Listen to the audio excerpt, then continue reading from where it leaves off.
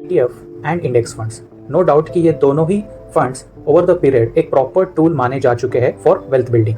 लेकिन कई बार हम ये मिस्टेक कर देते हैं कि इंडेक्स फंड्स एंड ETFs में फर्क ही नहीं होता है, एंड कई बार हम ये मान लेते हैं कि ये दोनों एक ही होते हैं। बट ETF मतलब क्या? ETF is an exchange traded fund. ये एक इन्वेस्टमेंट व्हीकल होता है जिसमें कंपोजिशन होता है स्टॉक्स का भी एंड बॉन्ड्स का भी, और ये डायरेक्टली सिक्योरिटीज एक्सचेंज पे ट्रेड होता है, जैसे कि आप डायरेक्टली परचेस करते हो अपने ब्रोकर के थ्रू, जैसे ग्रो, जीरोधा एक्सेट्रा। और दूसरी तरफ हमारा आता है इंडेक्स फंड्स। इंडेक्स फंड्स ये एक म्यूचुअल फंड की तरह होता है जिसमें अलग अलग शेयर्स के अलग अलग स्टॉक्स का कंपोजिशन होता है, जो डायरेक्टली ट्रैक करता है आपके अलग अलग इंडेक्स के, जैसे सेंसेक्स, निफ्टी एक्सेट्रा। इन दोनों ही फंड्स में क्या कॉमन है? जैसे ETF एंड इंडेक्स फंड्स, ये दोनों ही फंड्स जो है आपको एक वेल डाइवर्सिफाइड पोर्टफोलियो क्रिएट करने में हेल्प करते हैं। अपार्ट फ्रॉम दैट, ये दोनों ही फंड्स आपके पैसिवली मैनेज्ड होते हैं, क्योंकि ये डायरेक्टली इन्वेस्ट करते हैं आपके इंडेक्स से, जैसे सेंसेक्स, निफ्टी एक्सेट्रा। अगर हम रिटर्न्स एंड बेंचमार्क की बात करें तो लार्ज कैप फंड्स में 67% फंड्स जो है वो अंडर परफॉर्म किए हैं 2022 में compare to Nifty 100। And in terms of mid cap funds, overall 55 funds from mid cap उन्होंने अंडर परफॉर्म किया है कंपेयर टू मिड कैप 150। और उसी तरह स्मॉल कैप फंड्स में भी 13% फंड्स जो है 2022 में अंडर परफॉर्म किया है compare to small cap 250।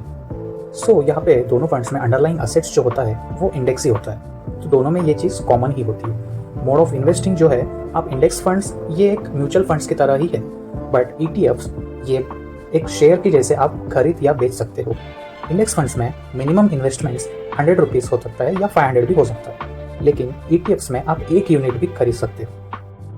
160 ETFs and 88 index funds जो है एक्टिवली ट्रेड कर रहे हैं आज के मार्केट में। सो फॉर एग्जांपल हम फोकस करेंगे इंडेक्स फंड्स एंड ETFs जो बेस होते हैं निफ्टी 50 पे।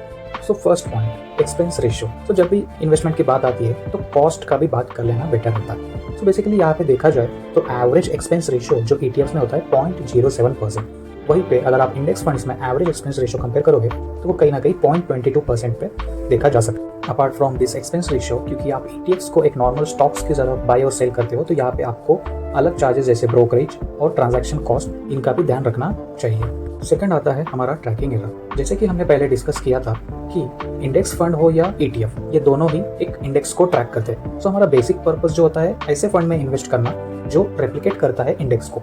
अगर वही तक का डिफरेंस दिखाता है तो हमारा इन्वेस्टिंग का पर्पस ही थोड़ा बिगड़ जाएगा। सो इसी चीज़ को ट्रैक करने के लिए हमारा एक कंसेप्ट होता है, मतलब स्टॉक मार्केट का एक कंसेप्ट होता है कि ट्रैकिंग एरर।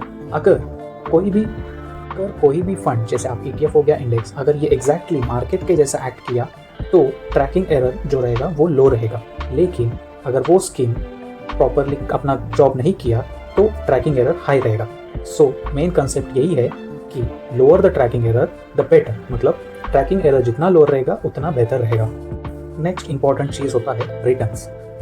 अगर सारे स्कीम्स ट्रैक करते हैं इंडेक्स को तो उनके रिटर्न्स भी सिमिलर ही होने चाहिए कंपेयर टू इंडेक्स, बट यहाँ पे वो केस नहीं होता है, क्योंकि यहाँ पे आपके दो फैक्टर्स अफेक्ट करते हैं आपके स्कीम्स को। एक होता है एक्सपेंस रेशियो और दूसरा चीज़ होता है ट्रैकिंग एफिशिएंसी।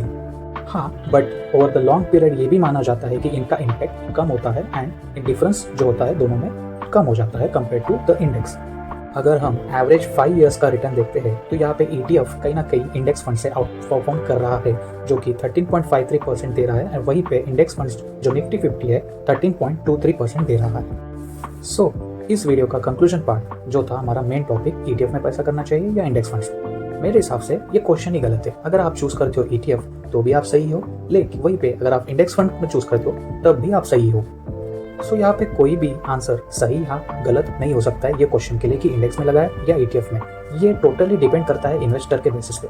अगर आप एक ट्रेडिंग अकाउंट ओन कर सकते हो एंड इजीली एक्सेस कर सकते हो ETFs में एंड मैनेज कर सकते हो, तो ETFs में इन्वेस्ट करना भी एक तरह से बेटर ही है, क्योंकि प्राइस, NAV, गैप, लिक्विडिटी, ये सारे कंसर्न्स आप अपने हैंड्स ऑन एक्सपीरियंस के साथ दे सकते हो।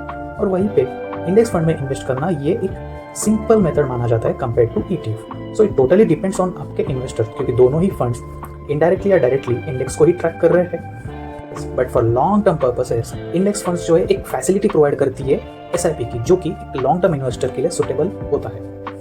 पे ETFs जो है एक नॉर्मल शेयर की जैसे ट्रेड होते हैं, जिसे आप नॉर्मल मार्केट टाइम पे ही खरीदा या बेचा जा सकता है। तो इन दोनों का ये डिफरेंस जो है अपने अपने अकॉर्डिंग इन्वेस्टर्स के डिसीजंस ले सकते हैं। इन दोनों का मेन फोकस यही रहना चाहिए कि हमें इन दोनों ही फंड्स में over the long period of time invest करना चाहिए, क्योंकि ये दोनों ही फंड्स कंपोजिशन होते हैं अलग अलग शेयर्स के, स्टॉक्स के, एसेट्स के, जो आप एक शॉर्ट टर्म में अचीव नहीं कर पाते हो अपने गोल को। So that's it for the video.